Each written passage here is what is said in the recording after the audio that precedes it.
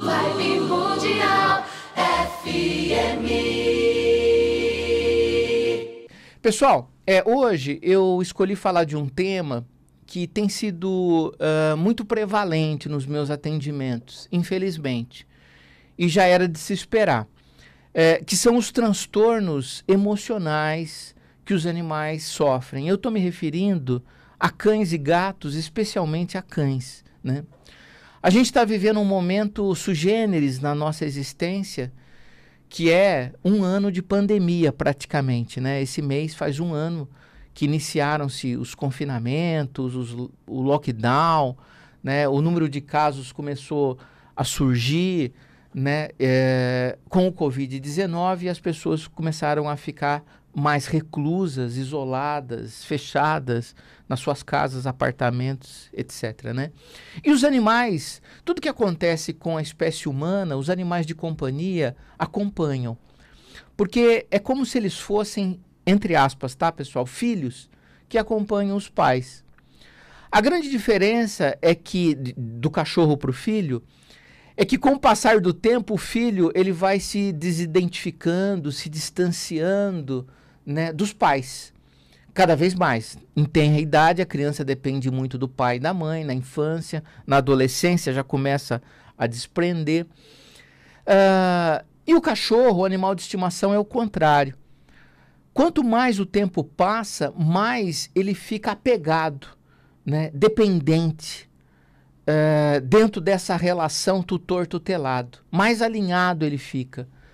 Porque, obviamente, ele vai se acostumando com o ambiente, se acostumando com a presença do tutor, envelhecendo, né? Os animais envelhecem rápido, obviamente. A gente vive 70, 75, 80 anos. Um cachorro, um gato vive, em média, 12 a 15 anos.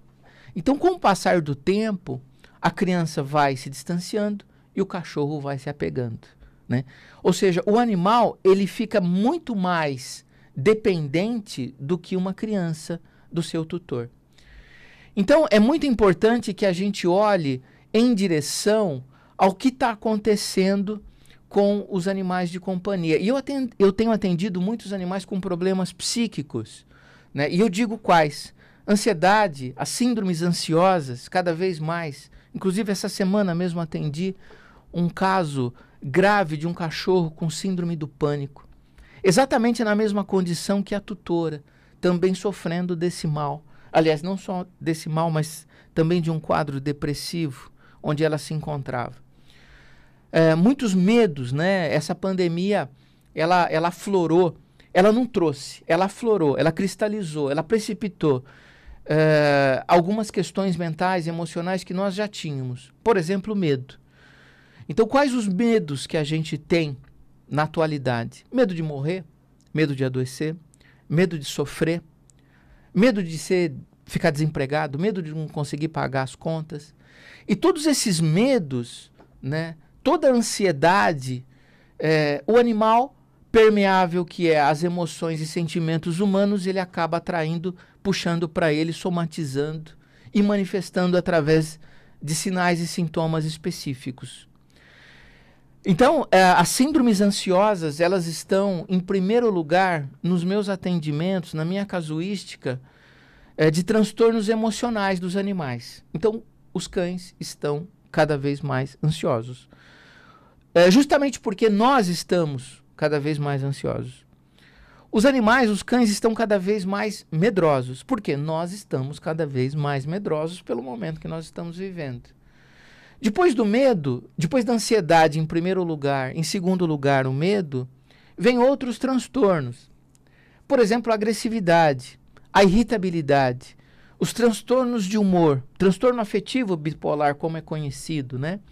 Onde a pessoa muda, né, de humor, muda de status emocional de uma forma repentina, né? Muitos animais apresentam isso.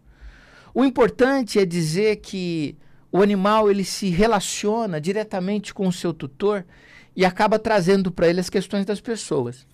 Essa semana eu atendi um cachorro que vive com um casal e muito interessante que tá preso, né? Um casal, né, de idosos, grupo de risco, pro Covid-19, e por conta disso eles ficaram fechados no apartamento, num bairro aqui em São Paulo.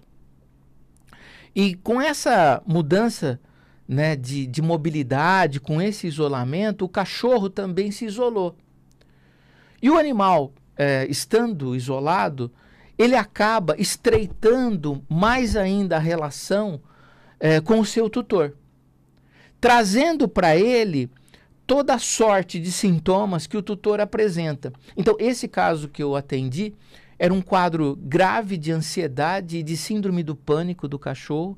O cachorro apresentava aumento da frequência cardíaca, respiratória, em vários momentos do dia, né? Especialmente quando o tutor, por algum motivo, precisava sair de carro, ir a um supermercado ou outro só, né? Movimentando o mínimo possível por conta dele ser grupo de risco.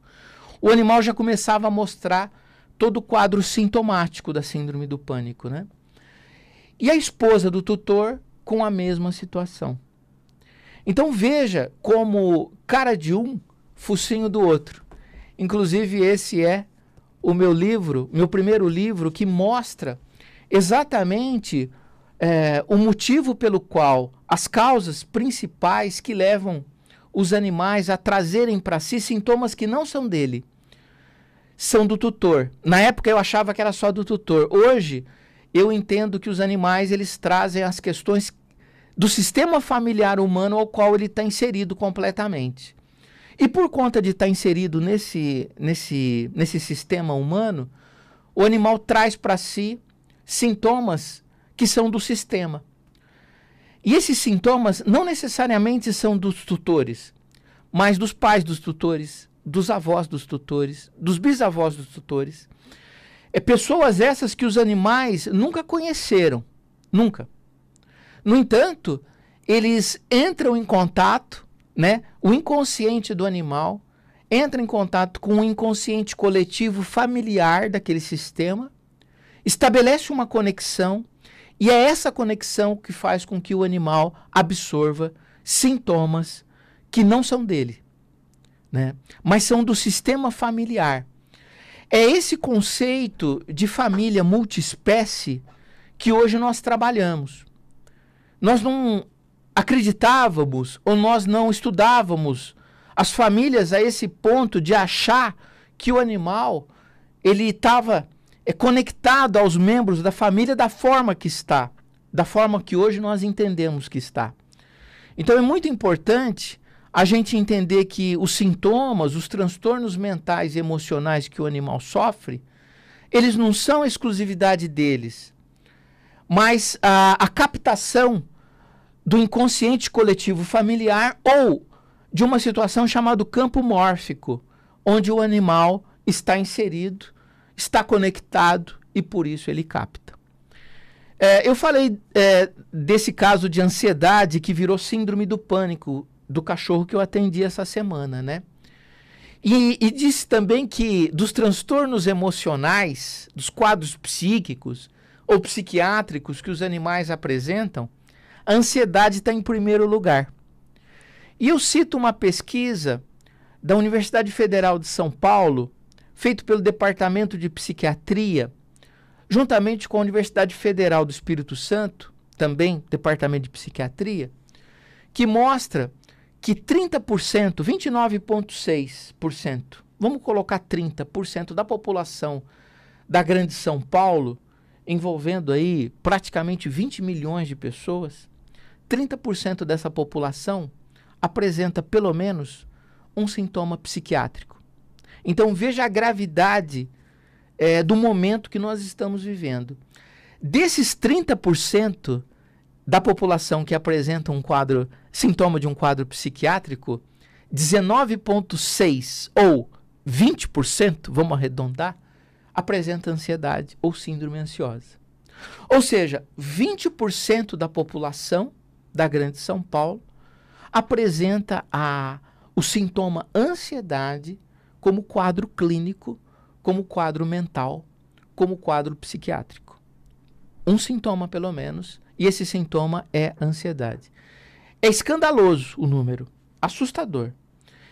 E se a gente considerar que a grande maioria das pessoas, hoje em dia, das casas, segundo o último censo, que inclusive nos diz que nós temos mais animais do que adolescentes dentro das nossas residências hoje, e que o aumento, né, da quantidade de cães domiciliados é muito grande.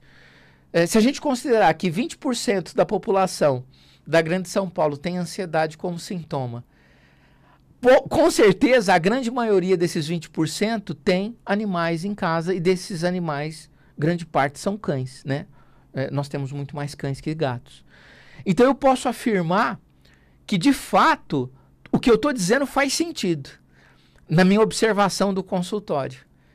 O que eu noto são cães, a grande maioria dos seus transtornos emocionais, tendo como sintoma a ansiedade, porque os seus tutores são ansiosos também. Então veja que é interessante, e isso traz um ponto de reflexão importante, porque as pessoas procuram o médico veterinário para que o animal melhore do seu quadro, obviamente. No entanto, o animal só vai melhorar dos seus sintomas, que seja, quando o tutor olhar para ele e o tutor passar a tratar dele. Ou seja, o animal é apenas um reflexo, um espelho do que acontece com a família ou do que acontece com alguém na casa ao qual o animal tem contato. Isso é uma quebra de paradigma até então. Eu trabalho como veterinário há quase 3 décadas e não me ensinaram isso na minha formação. Não me disseram que a doença do animal, o transtorno do animal, tinha uma ligação com a família ao qual ele estava inserido. Não me ensinaram isso. Isso é novo. Vibe Mundial 95,7.